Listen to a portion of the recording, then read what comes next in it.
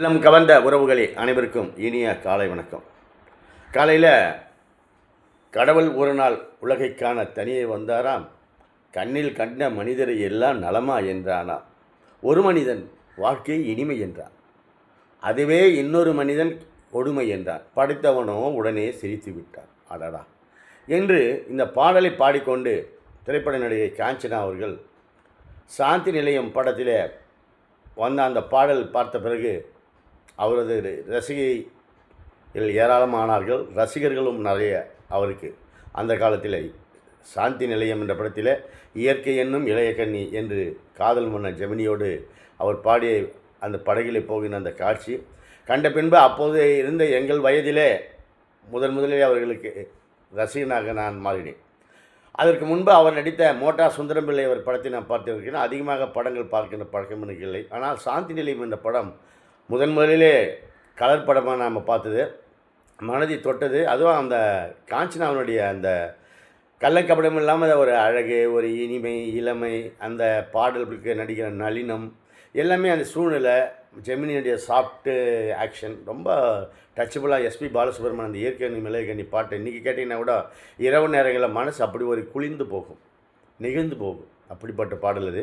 அது முன்னாலே அவங்க சிவந்தமன் என்கிற அந்த படத்தில் நடித்த போது கூட நாம் அவரது அந்த வெளிநாட்டு காட்சிகளிலே நடிகத்திலும் சிவாஜியோடு அவர் நடித்த அந்த பாடல் காட்சியில் ஒரு ராஜா ஒரு ராணியிடம் வெகு நாளாக ஆசை வைத்தார். நம்ம அதில் ஒரு இடத்துல அவங்க திரும்பி அவர் கேட்பாங்க, கலைஞர், நாடு விட்டு நாடு வந்தால் பெண்மை நாணமின்றி போய்விடுமா.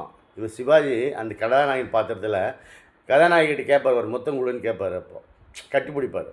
அப்போது கதாநாயகி பாடுவதைப் போல கவியரசு கண்ணதாசன் ஒரு வரி எழுதியிருப்பாருங்க, ஒரு ராஜா ஒரு ராணியிடம் வெகு நாளாக ஆசை வைத்தாராம். இந்த பாடலில் ஒரு வரி வரும், நாடு விட்டு நாடு வந்தால் பெண்மை நாணமின்றி போய்விடுமா என்று. ஒரு தமிழ் பெண் வெளிநாடுகள் வந்தால் கூட தமிழ் நாகரிகம் பலர் எதிரிலே பலர் இருக்க முத்தம் கொடுப்பது தவறு என்று நினைத்த அந்த பண்பாட்டினுடைய உச்சமாக அந்த ஒரு சீனில் அப்படியே அசைத்திட்டு இருப்பாங்க அந்த அம்மா.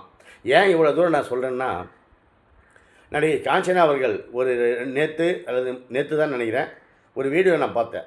அதாவது மறைந்த ஒரு மகத்தான திரைப்பட தயாரிப்பு நிறுவனமான ஏவிஎம்னுடைய அற்புதமான மனிதர் ஏவிஎம் சரவணன் அவர்கள் இந்த கையை கட்டிட்டு இப்படியே தான் இப்போவுமே இருப்பார். அப்படி அவர் பார்க்கும்போதெல்லாம் இப்படி ஒரு எளிமை, இப்படி ஒரு பணிவு, இப்படி ஒரு கோட்டீஸ்வரருடைய இடத்தில் இருக்குது என்பதை நினைத்து நம்ம அந்த காலத்தில் மகிழ்ந்து போயிருக்கிறோம். இப்படியும் மனிதரா, உயர்ந்த மனிதர், இப்படி ஒரு உயர்ந்த மனிதராக என்றெல்லாம் நினைத்திருப்போம். ஆனால் அவருடைய மறைவுக்கு நடிகை காஞ்சனா அவர்கள் ஒரு ஆட்டோவில் திரும்பி போனது பார்த்தோம். இதில் என்ன ஒரு பெரிய பேக்ரவுண்டுன்னு நாம் சொல்ல விரும்புகிறேன்னா, இனி சனிக்கிழமை ஆனால் கூட நான் இந்த பதிவை போடுவதற்கு காரணம், அந்த படமும் அந்த வீடியோவும் பார்த்து மனசு அப்படியே கலங்கி போச்சு. காரணம், அந்த வீடியோவில் ஆட்டோவில் அவங்க ஏறும்போது போட்ட பாடல் தான் இந்த கடவுள் ஒரு நாள் உலகைக்கான தனியே வந்தாராம். அதில் பாடல் சாந்தி நிலையத்தில் காஞ்சனா பாடி வந்த பாடல்.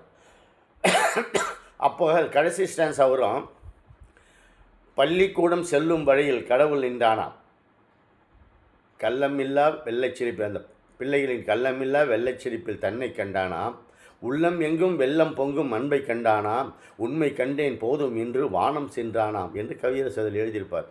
கள்ளமில்லா உள்ளம், அந்த பிள்ளை உள்ளம் மட்டுமா, காஞ்சனாவுடைய உள்ளம் கூட எவ்வளோ பிள்ளை உள்ளமாக இருந்திருக்கு பாருங்க. எவ்வளோ நடித்தாங்க, எவ்வளோ சம்பாதிச்சாங்கன்னா அந்த சொத்து பூராமல் யாரோ அபகரிச்சிட்டாங்கன்று கோர்ட்டில் கேஸு, கடைசியில் சொந்த வீடு கூட இல்லாமல் அவங்க ரொம்ப சிரமப்பட்டாங்க வாழ்க்கையில் என்பதையெல்லாம் நம்ம பார்க்குறோம்.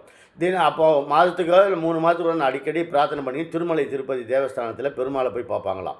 கீழ் திருப்பதியிலேருந்து மேல் திருப்பதிக்கு நடந்து தான் போவாங்களாம். அப்போ நடந்து போகின்ற போது ஒவ்வொரு முறையும் பெருமாள் இடத்துல வேண்டுவார்களாம். நினச்சி பாருங்க, நான் ஏன் இது ரொம்ப முக்கியமாக சொல்கிறேன், ஏன்னா இந்த பிரார்த்தனை பெருமாளுக்கு பிரார்த்தனை பண்ணிக்கிட்டு உண்டியிலையோ இப்போ இந்த பிரார்த்தனையை நம்ம நிவர்த்தி செய்யறதில்லை. நானே முதலில் அரக்கோணத்தில் ஜூனியர் ஸ்டண்டாக போகும்போது என் சம்பளம் 250 ரூபா. நான் அந்த உண்மையை சொல்லி தான் ஆகணும். ஏன்னு கேட்டிங்கன்னா, இது காஞ்சனாவுடைய வாழ்க்கை நமக்கு ஒரு பாடமாக தான் இருக்குது. அந்த 250 ரூபாய் நான் உண்டியில் போடுறேன்னு பிரார்த்திங்கன்னா கடைசி வரைக்கும் இப்போ ஒரு 20 வருஷமும் போடலை. அப்புறம் எங்கள் அம்மா, என்னடா நீ உண்டியில் நீ போடவே இல்லையே அப்படின்னு சொன்ன பிறகு அந்த 20 வருஷம் கழிச்சு நான் என்ன சம்பளம் வாங்கினோம் அந்த சம்பளத்தை மொத்தமாக சேர்த்து வட்டியோடு சேர்த்து நான் பெருமாள் உண்டியில் போய் செலுத்திட்டு வந்தேன். அப்படியே கண் கலங்கி விட்டது. காரணம் என்ன, இந்த அம்மா திருப்பதிக்கு போகிற போது வேண்டிக்குவாங்களாம், என் சொத்து நூற்றுக்கணக்கான கோடிக்கணக்கான சொத்துலாம் இருக்குது, இது ஆட்டையை போட்டுட்டாங்க சொந்தமாக யாரோ போட்டாங்க, இந்த கேஸ் நடந்துட்டுருக்கு, கோர்ட்டில் நான் ஜெயிச்சின்னா சுவாமி இந்த கோர்ட்டில் ஜெயிச்சு வந்த சொத்தை பூரா நான் உன்னுடைய பெயருக்கு நான் எழுதி கொடுத்துட்றேன், அது எத்தனை கோடியாக இருந்தாலும் பரவாயில்லன்னு அவங்க இறைவன்கிட்ட வேண்டின்னு வந்துட்டாங்க. ரொம்ப நாளாக அந்த கேஸ் நடந்தது. கடைசியில் கேஸ்லேயும் இவங்க ஜெயிச்சிட்டாங்க. அந்த சொத்து பூரா அந்த அம்மாவுக்கு வந்தது. அந்த சொத்தை என்ன பண்ணாங்க தெரியுங்களா? கடவுளை இப்போ நம்ம எவ்வளோ சொல்லிட்டு ஏமாத்துறோமே, அந்த நேரத்தில் வேலை வரும்போது பிரார்த்தனை பண்ணிக்கிறோம். ஆனால் கடவுளுக்கு நம்ம அதை செய்கிறது கிடையாது, பிரார்த்தனை செய்து கிடையாது, பரிகாரத்தை செய்து கிடையாது. நன்றி மறந்தவர்களாக மாறிவிட்டு பணம் வந்ததும் நாம் பண்பாடு மறந்துவிட்டு அப்படியே சுற்றிட்டு வரோம். ஆனால் அது தவறு என்பதை பலர் சுட்டி காட்டியிருந்தாலும் நடிகை காஞ்சனாவுடைய வாழ்க்கையில் இந்த நிகழ்ச்சி ஏற்பட்டிருக்கிறது என்பது பெரிய ஒரு விஷயம். அவங்க என்ன பண்ணாங்க, டி நகரில் ஜிஎன் செட்டி தெரு, இன்றைக்கி அது ஒரு கிரவுண்டினுடைய வேலை நீங்கள் நினச்சி கூட பார்க்க முடியாதுங்க. நம்ம சும்மா 80 கோடி 70 கோடி 100 கோடின்னு சொல்லலாம். அந்த சொத்தை கொடுக்கவே மாட்டாங்க. 6 கிரவுண்டு சார், 6 கிரவுண்டு நிலத்தை டி நகரில் ஜிஎன் செட்டி தெருவில் இருக்கிற அந்த நிலத்தை பெருமாளுக்கு எழுதி வச்சிட்டாங்க. சொன்னபடி அவங்களுக்கு சொந்த வீடும் கிடையாது, இப்போது எந்த கார் கூட கிடையாது. எப்படி ஒரு சூப்பர் ஆக்ட்ரஸாக இருந்தவங்க, நடிகர் திலகம், மக்கள் திலகம், காதல் மன்னன், இப்படி பல்வேறு தெலுங்கு, இந்தி, மலையாளம், கன்னடத்தில் 150 படங்களுக்கு மேல் நடித்து மிகப்பெரிய அளவில் பேசப்பட்ட நடிகை காஞ்சனா அவர்கள் கடைசியில் தன் சொத்தை பூரா பெருமாளுக்கு எழுதி வச்சுட்டு அந்த இடத்துல தான் இப்போ சென்னையில் பத்மாவதி தாயாருக்கு கோயில் கட்டி வச்சுருக்காங்க. அந்த கோயில் கும்பாபிஷேகத்தை அந்த அம்மா வந்தபோது இந்த செய்தியை நான் படித்து கூட அப்போ பெருசாக நினைக்கல. நேற்று ஏவிஎம் ஐயா சரவணனுடைய மறைவுக்கு அந்த அம்மா வந்து அஞ்சலி செலுத்திட்டு போகும்போது ஆட்டோவில் ஏறி போகும்போது ஒரு பாட்டு போட்டதை கேட்டேன் நான். இந்த கடவுள் ஒரு நாள் உலகைக்கான தனியே வந்தாராம். அந்த பாட்டு எனக்கு ஆரம்ப காலத்தில் ரொம்ப பிடிக்கும்.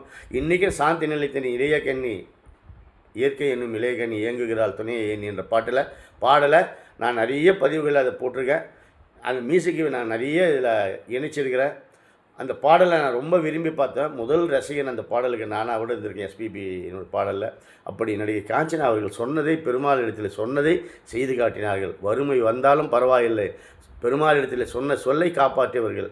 அதனாலே வாழ்க்கையில் எவ்வளவு உயர்ந்தாலும் இந்த சொத்து சுகம் எந்த இருந்தாலும் ஒரு நாள் காணாமல் போய்விடும் என்பதை மட்டும் இந்த உலகம் புரிந்து கொண்டால் நிறைய பிரச்சனைகளுக்கு அது ஒரு விடையும் கிடைக்கும் என்று நான் இதை யோசித்து பார்த்தேன். அதனால் இந்த பிரார்த்தனை செஞ்சால் அதை நிறைவேற்றணுன்றது ஒன்று அந்த அம்மா நம்ம கற்றுக் கொடுக்குது. வாழ்க்கை நிஜம் அல்ல, அதனால் இருக்கும்போது நம்ம நல்லது செய்யணும் என்கிற எண்ணத்தையும் அவர்கள் சொல்லி கொடுத்தார்கள். நினைத்து பார்த்தா அவங்க ஏறக்குறைய 16/9/1939 பிறந்த 85 வயது ஆனவர்கள் அவர்கள். ஆனாலும் இந்த ஆட்டோவில் வந்து இறங்கி அஞ்சலி செலுத்தணும்னு சொல்கிற அந்த மனசு, ஏன்னா அவர் அதான் வளர்த்து விட்டாங்க. ஆரம்பத்தில் ஏவிஎம் நிறுவனத்தில் நிறைய படம் நடித்தாங்க.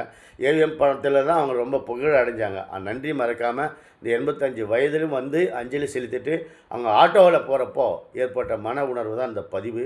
எனவே சனிக்கிழமையில் பத்மாவதி தாயாருக்கு இடம் கொடுத்து நம் மக்கள் இதயங்களிலும் இடம் பிடித்திருக்கிற நடிகை காஞ்சனாவை நான் நினைத்து பார்க்கிறேன். அதே மாதிரி இன்று நடிகை திலகம் சாவித்திரி அவர்களுடைய பிறந்தநாள் என்பதையும் நான் இந்த பதிவில் பதிவு செய்து நிறைவு செய்கிறேன். நன்றி, வணக்கம்.